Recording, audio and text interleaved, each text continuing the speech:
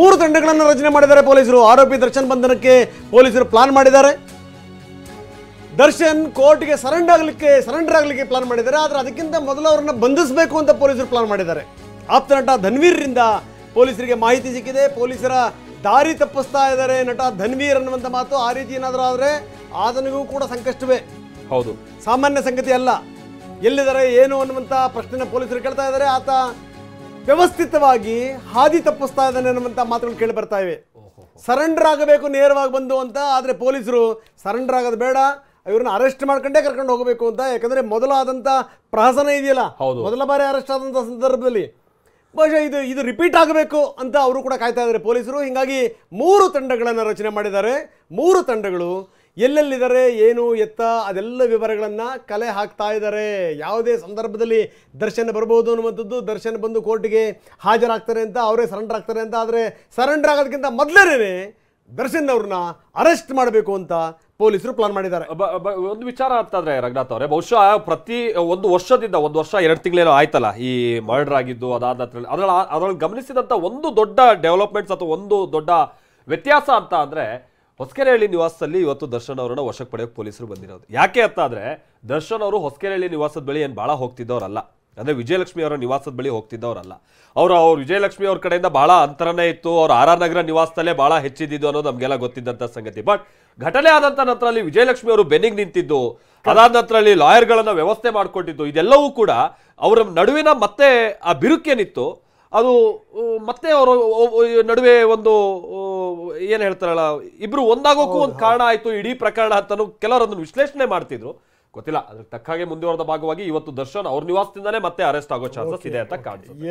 S, ಇದು ಸಂಗತಿ ನಾವು ನೋಡ್ತಾ ಇದೀವಿ. ಏನಂದ್ರೆ ಗಂಡನನ್ನ ಉಳಿಸ್ಕೊಳ್ಳಿಕ್ಕೆ ಹರಸಾಹಸ ಮಾಡಿಬಿಟ್ರು ಅವರ ಹೆಂಡತಿ ವಿಜಯಲಕ್ಷ್ಮಿ. ಯಾಕಂದ್ರೆ ಅವ್ರ ಕರ್ತವ್ಯ ಕೂಡ ಹೌದು, ಬೇರೆ ಮಾರ್ಗ ಇರಲಿಲ್ಲ ಪಾಪ ಅವ್ರಿಗೆ.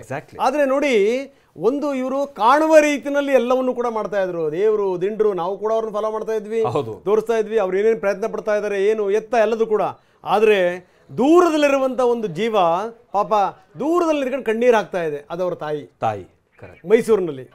ಪಾಪ ಮೀನಾ ಅವರು ಯಾರಿಗೆ ಹೇಳಬೇಕು, ಅವರ ಸ್ಥಿತಿ ಹೆಂಗಿದೆ ನೋಡಿ. ಇಲ್ಲಿ ಸಂಗತಿಗಳಿದು, ತಾಯಂದ್ರಿಗಳಿಗೆ ಸಂಕಷ್ಟ ತಪ್ಪಿದ್ದಲ್ಲ ಅಂತ. ಕರೆಕ್ಟ್.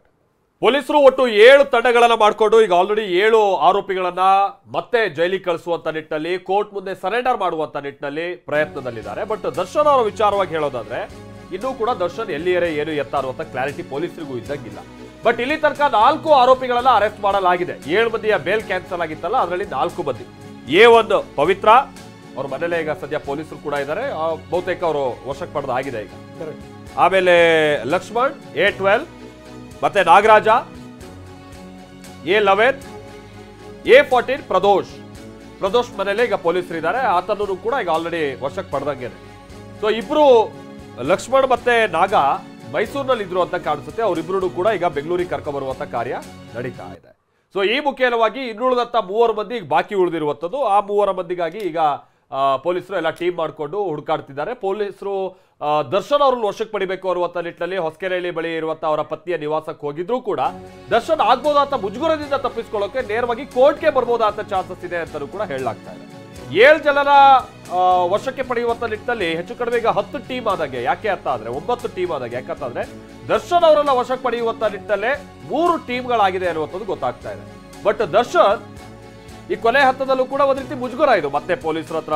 ಯಾಕಂದ್ರೆ ಕಳೆದ ಬಾರಿ ಅವ್ರನ್ನ ಮೈಸೂರಿನ ವಶಕ್ಕೆ ಪಡೆದಂತ ಸಂದರ್ಭದಲ್ಲೆಲ್ಲ ಅವರೇನು ಯಾರಿಗೂ ಗೊತ್ತಾಗಿರ್ಲಿಲ್ಲ, ಅದು ಮಾಧ್ಯಮದವರಿಗೂ ಗೊತ್ತಾಗಿರ್ಲಿಲ್ಲ, ಹೋಟೆಲ್ ಅವರಿಗೂ ಗೊತ್ತಾಗಿರ್ಲಿಲ್ಲ ಏನಾಗ್ತಾ ಇದೆ ಅಂತ. ಅವ್ರು ಹೆಂಗೆ ವಶಕ್ಕೆ ಪಡ್ಕೊಂಡ್ರು, ಹೆಂಗೆ ಬೆಂಗಳೂರಿನ ಅನ್ನಪೂರ್ಣೇಶ್ವರ ನಗರ ಪೊಲೀಸ್ ಸ್ಟೇಷನ್ಗೆ ಕರ್ಕೊಬೋದ್ರು, ಅದು ಕೂಡ ಗೊತ್ತಾಗಿರ್ಲಿಲ್ಲ. ಆದ್ರೆ ಈಗ ಹಂಗಲ್ಲ, ಈಗ ಎಲ್ರಿಗೂ ಗೊತ್ತಾಗಿದೆ ದರ್ಶನ್ ಈಗ ವಶಕ್ಕೆ ಬೀಳಲೇಬೇಕು ಅಂತ ಹೇಳಿ. ಹಾಗಾಗಿ ಒಂದ್ ರೀತಿ ಮುಜುಗರ, ಮತ್ತೆ ಹೋಗೋದು ಪೊಲೀಸರು ಅವ್ರ ಮನೆಗೆ ಹೋಗೋದು, ಅವ್ರ ವಶಕ್ಕೆ ಪಡೆಯೋದು, ಅದೊಂದು ರೀತಿ ಸಹಜವಾಗಿ ಅತ್ತ ದೊಡ್ಡ ಸ್ಥಳದಲ್ಲಿರುವಂತಹ ಸೆಲೆಬ್ರಿಟಿಗೆ ಒಂದು ಮುಜುಗರದ ಸಂಗತಿ. ಈ ಕಾರಣಕ್ಕಾಗಿಲೇ ಆ ಮುಜುಗರದಿಂದ ತಪ್ಪಿಸಿಕೊಳ್ಳುವಂತ ನಿಟ್ಟಿನಲ್ಲಿ ಸೀದಾ ಹೋಗಿ ಅವರು ಕೋರ್ಟ್ಗೆ ಹಾಜರಾಗುವಂತ ನಿಟ್ಟಿನಲ್ಲಿ ಉದ್ದೇಶ ಹೊಂದಿದ್ದಾರೆ ಅಂತ ಕೂಡ ಹೇಳಲಾಗ್ತಾ ಇದೆ. ಬಟ್ ಪೊಲೀಸರತ್ತು ಟೀಮ್ ಮಾಡಿಕೊಂಡು ಈಗ ದರ್ಶನ್ಗಾಗಿ ಹುಡುಕಾಡ್ತಾ ಇದ್ದಾರೆ ಅನ್ನೋದು ಗೊತ್ತಾಗ್ತಾ ಇದೆ.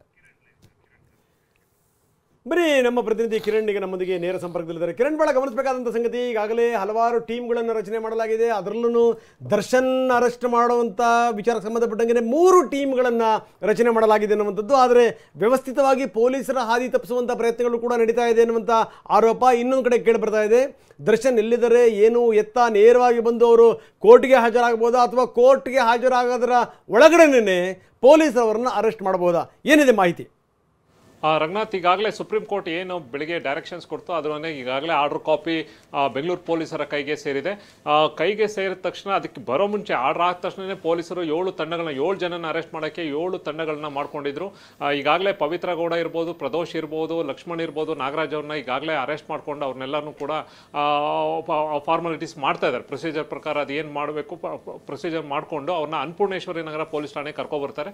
ನಂತರ ಅವ್ರನ್ನ ಮೆಡಿಕಲ್ ಮಾಡಿಸಿ ಕೋರ್ಟ್ಗೆ ಸರೆಂಡರ್ ಮಾಡಿಸೋದು. ಇದು ಇನ್ನು ಚಿತ್ರದುರ್ಗದಲ್ಲಿರುವಂಥ ಅನುಕುಮಾರ್ ಮತ್ತು ನಾಗರಾಜ್ ಏನಿದೆ ಅವರು ಕೂಡ ಪೊಲೀಸರು ಬೆಂಗಳೂರು ಪೊಲೀಸರು ಈಗಾಗಲೇ ಚಿತ್ರದುರ್ಗ ಕಡೆ ಹೋಗಿದ್ದಾರೆ. ಅವ್ರನ್ನ ಕರ್ಕೊಬರೋಕ್ಕೆ ಈಗ ಅವರು ಕೂಡ ರೆಡಿ ಇದ್ದಾರೆ. ಅವರಿಬ್ಬರನ್ನು ಕರ್ಕೊಬರ್ತಾರೆ. ಈಗ ಉಳ್ಕೊಂಡಿರುವಂಥದ್ದು A2 ಆರೋಪಿಯಾಗಿರುವಂಥ ದರ್ಶನ್ ಈಗ ಆತ ಕೂಡ ನೇರವಾಗಿ ಸರೆಂಡರ್ ಆಗಬೇಕು ಅನ್ನೋದು ಆತನದು ಈಗ ಸಿಗ್ತಾ ಇರುವಂಥ ಒಂದಷ್ಟು ಮಾಹಿತಿ. ಆದರೆ ಪೊಲೀಸರು ಆಸ್ ಎ ಪ್ರೊಸೀಜರ್ ಪ್ರಕಾರ ಅವ್ರನ್ನ ವಶಕ್ಕೆ ತಗೊಂಡು ಅವನು ಮೆಡಿಕಲ್ ಮಾಡಿಸಿ ನಂತರ ಕೋರ್ಟ್ಗೆ ಪ್ರೊಡ್ಯೂಸ್ ಮಾಡಬೇಕು ಅನ್ನೋದು ಪೊಲೀಸರ ಒಂದು ಉದ್ದೇಶವಾಗಿದೆ. ಆ ನಿಟ್ಟಿನಲ್ಲಿ ಕೂಡ ಪೊಲೀಸರು ಈಗಾಗಲೇ 3 ತಂಡಗಳನ್ನ ಮಾಡಿಕೊಂಡು ವರ್ಕೌಟ್ ಮಾಡ್ತಾ ಇದ್ದಾರೆ. ಯಾವ ರೂಟನ್ನು ಬೇಕಾದ್ರೆ ಬರ್ತಾನೆ. ಯಾಕೆಂದರೆ ನಿನ್ನೆ ಅಷ್ಟೇ ಆತ ರಾತ್ರಿ ಮಡಿಕೇರಿಯ ಸುಂಟಿಗೊಪ್ಪದಲ್ಲಿ ಒಂದು ಫಾರ್ಮ್ ಹೌಸಲ್ಲಿ ಉಳ್ಕೊಂಡಿದ್ದ. ನಂತರ ಅವನು ಬೆಳಗ್ಗೆ ಎದ್ದು ಅಲ್ಲಿಂದ ನೇರವಾಗಿ ಕರ್ನಾಟಕ ತಮಿಳುನಾಡು ಬಾರ್ಡರ್ ಇರುವಂಥ ಅಂದೂರು ಅಂತ ಏನು ಒಂದು ಜಾತ್ರೆ ನಡೀತಾ ಆ ಸ್ಥಳಕ್ಕೆ ಹೋಗಿದೆ. ಅಲ್ಲಿಂದ ಆತ ಈಗ ಬರ್ತಾ ಇದ್ದಾನೆ ಅನ್ನೋದೇ ಈಗ ದೊಡ್ಡ ಕ್ವಶನ್ ಮಾರ್ಕ್ ಆಗಿದೆ.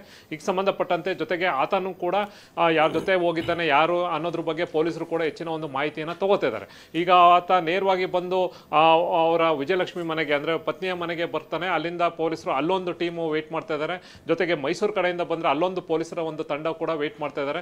ಜೊತೆಗೆ ಆತನನ್ನು ಕಸ್ಟಡಿಗೆ ತಗೊಂಡು ನಂತರ ಏನು ಅರೆಸ್ಟ್ ಫಾರ್ಮಾಲಿಟೀಸ್ ಮುಗಿಸಿ ಸ್ಟೇಷನಿಗೆ ಕರ್ಕೊಬರ್ಬೇಕಾಗತ್ತೆ. ಸ್ಟೇಷನಿಗೆ ಕರ್ಕೊಂಡ್ಬಂದ ನಂತರ ಮೆಡಿಕಲ್ ಮಾಡಿಸಿ ಆತನನ್ನು ಕೋರ್ಟ್ಗೆ ಆ್ಯಸ್ ಯೂಶುವಲ್ ಅವ್ರನ್ನ ಪ್ರೊಡ್ಯೂಸ್ ಮಾಡಬೇಕಾಗುತ್ತೆ. ಇನ್ನು ಕೋರ್ಟು ಅದಕ್ಕೆ ಆತನ ಪರಪ್ಪನಗರ ಜೈಲಿಗೆ ಕಳಿಸ್ತಾರೋ ಈ ಹಿಂದೆ ಕಳಿಸಿರೋಂಥ ಬಳ್ಳಾರಿಗೆ ಕಳಿಸ್ತಾರೋ ಅದು ಕೋರ್ಟಿಗೆ ಬಿಟ್ಟಂಥ ವಿಚಾರ. ಆದರೆ ಇಲ್ಲಿವರೆಗೂ ಕೂಡ ಬೇರೆ ಜೈಲಿಗೆ ಬೇಡ ಆದ ರೀತಿ ಯಾವುದೇ ರೀತಿಯ ಕ್ರಮ ಇಲ್ಲಿವರೆಗೂ ಪೊಲೀಸರದ್ದು ಏನಿಲ್ಲ. ಜೊತೆ ಫಸ್ಟ್ ಇರುವಂಥದ್ದನ್ನ ದರ್ಶನನ್ನು ಈಗ ಅರೆಸ್ಟ್ ಮಾಡಬೇಕು ಅನ್ನೋದನ್ನ ಈಗಾಗಲೇ 3 ತಂಡಗಳನ್ನ ಮಾಡಿಕೊಂಡು ಹುಡುಕಾಟನ ಮಾಡ್ತಾರೆ. ಬಹುಶಃ ಎಷ್ಟೇ ಆದರೂ ಕೂಡ ಈಗ ಅಲ್ಲಿಂದ 11:15 ಈಗ ಏನು ಆರ್ಡರ್ ಬಂದಿದೆ ಬಹುಶಃ ಎಲ್ಲಿದ್ದರೂ ಕೂಡ ಅಂದರೆ ತಮಿಳ್ನಾಡಲ್ಲಿದ್ದರೂ ಇರ್ಬೋದು ಅಥವಾ ಕರ್ನಾಟಕದಿಂದ ಇದ್ರೂ ಎಲ್ಲಿ ಬಾರ್ಡ್ರಲ್ಲಿ ಇದ್ರೂ ಕೂಡ ಬಂದರೂ ಕೂಡ ಇನ್ನೊಂದು 2 ಅವರ್ಸ್ ಒಳಗಡೆ ಇವೆಲ್ಲವೂ ಕೂಡ ಈ ಒಂದು ಡ್ರಾಮಾ ಏನಿದೆ ಅದೆಲ್ಲವೂ ಕೂಡ ಕ್ಲೈಮ್ಯಾಕ್ಸ್ ಹಂತಕ್ಕೆ ಬಂದು ಮುಗಿಯುತ್ತೆ ಅನ್ನೋದು ಈಗ ಸಿಕ್ಕಿರುವಂಥ ಮಾಹಿತಿ. ಇನ್ನೇನು ಪೊಲೀಸರು ಸಂಬಂಧಪಟ್ಟಂತೆ ಉಳಿದಂತೆ ಪ್ರೊಸೀಜರ್ ಮಾಡ್ತಾ ಇದ್ದಾರೆ. ಏನೇನು ಅರೆಸ್ಟ್ ಆಗಿದ್ದಾರೆ ಇಲ್ಲಿವರೆಗೂ ಅವ್ರನ್ನ ಅನ್ನಪೂರ್ಣೇಶ್ವರಿ ನಗರ ಪೊಲೀಸ್ ಸ್ಟೇಷನ್ ಕರ್ಕೊಂಡು ಹೋಗೋದು ಅಲ್ಲಿ ಅರೆಸ್ಟ್ ಫಾರ್ಮಾಲಿಟೀಸ್ ಮುಗಿಸ್ತಾ ಇದ್ದಾರೆ. ರಂಗನಾಥ್, ಓಕೆ ಕಿರಣ್, ನಿಮ್ಮ ಜೊತೆಗೆ ಇನ್ನಷ್ಟು ನಾನು ಮಾತಾಡ್ತೀನಿ. ಯಾಕಂದರೆ ಯಾವುದೇ ಕ್ಷಣದಲ್ಲಿ ಪೊಲೀಸರು ಈಗ ಪವಿತ್ರ ಗೌಡನನ್ನು ಅರೆಸ್ಟ್ ಮಾಡ್ತಾರೆ. ಇದು ಸಂಗತಿ ನೋಡಿ. A1 ಪವಿತ್ರ ಗೌಡ, ಬಹುಶಃ ಅದು ಹೇಳೋದು ಎಷ್ಟು ಮಟ್ಟಿಗೆ ಸರಿನೋ ಗೊತ್ತಿಲ್ಲ ಮಾಲ್ತೇಶ್. ಇಲ್ಲಿ ಒಂದು ಸಂಗತಿನ ಹೇಳಲೇಬೇಕು. ಪವಿತ್ರ ಗೌಡ A1 ಆರೋಪಿ ನಂಬರ್ 1. ಆದರೆ ಆಕೆ ಜೀವನ ದರ್ಶನ್ ಸಿಕ್ಕಾದ್ಮೇಲೆ A1 ಆಗಿದ್ದು ಬಹಳ ಗಮನಿಸಬೇಕಾದಂಥ ಸಂಗತಿ. A2 ದರ್ಶನ್ ನೋಡಿ ಎಂಥ ಸ್ಥಿತಿ ಅಂದರೆ ಏಟು ತಿಂತಿರೋರೇ ದರ್ಶನ್. ಸ್ಟಾರ್ಡಮ್ಮಿಗೆ ಏಟು, ಹೌದು. ವೈಯಕ್ತಿಕ ಜೀವನಕ್ಕೆ ಏಟು, ಹೌದು. ವೃತ್ತಿ ಜೀವನಕ್ಕೆ ಏಟು, ಹೆಸರು ಅದಕ್ಕೆಲ್ಲ ಏಟು. ಅಷ್ಟೊಂದು ದಾನ ಧರ್ಮ ಮಾಡಿದ್ರು. ನಾನೇ ಸುಮಾರು ಜನಕ್ಕೆ ಅವರಿಂದ ದಾನ ಧರ್ಮ ಮಾಡಿಸೀನಿ. ಅವ್ಯಾವ ಹೆಸರು ಏನೂ ಇಲ್ಲ. ಈಗ ಅದೆಲ್ಲದಕ್ಕೂ ಏಟು. ಇನ್ನೊಂದು ಏನು ಗೊತ್ತಾ, ಅವರ ಪರ್ಸನಲ್ ಬದುಕಿಗೆ ಏಟು. ನೋಡಿ A1 ಮತ್ತು A2 ಹೆಂಗಿದೆ ನೋಡಿ ಸ್ಥಿತಿ. A1 ನಿಂದಾಗಿ A2 ಹೆಂಗೆ ಏಟು ಬಿತ್ತು ಅಂತ, A2 ನಿಂದಾಗಿ A1 ಗೆ ಏನಾಗಿದೆ ಅಂತ, ಇದು ಸಂಗತಿ. ಇನ್ನು ಉಳಿದಂಥವ್ರು ಆ ಚಿತ್ರದುರ್ಗದ ಒಬ್ಬರು ಲೇಡಿ ಹೇಳ್ತಾ ಇದ್ರು, ನಮಗೆ ತಿನ್ನಕ್ಕೆ ಅನ್ನ ಇಲ್ಲ, ಒಂಥರ ಮುರುಕು ಮನೆ ನಮ್ದು, ಹರಕು ಬದುಕು ಅಂತಹ ಸ್ಥಿತಿ. ಅವ್ರು ಯಾರು ಜಾಮೀನು ಕೊಡೋರು ಯಾರು ಗತಿ ಇರಲಿಲ್ಲ. ಜಾಮೀನು ಕೊಡೋರು ಇಂತಹ ಸ್ಥಿತಿ. ಸೊ ಇವರೆಲ್ಲರೂ ಕೂಡ ಅನುಭವಿಸ್ಬೇಕೀಗ. 7ಕ್ಕೆ 7 ಜನ.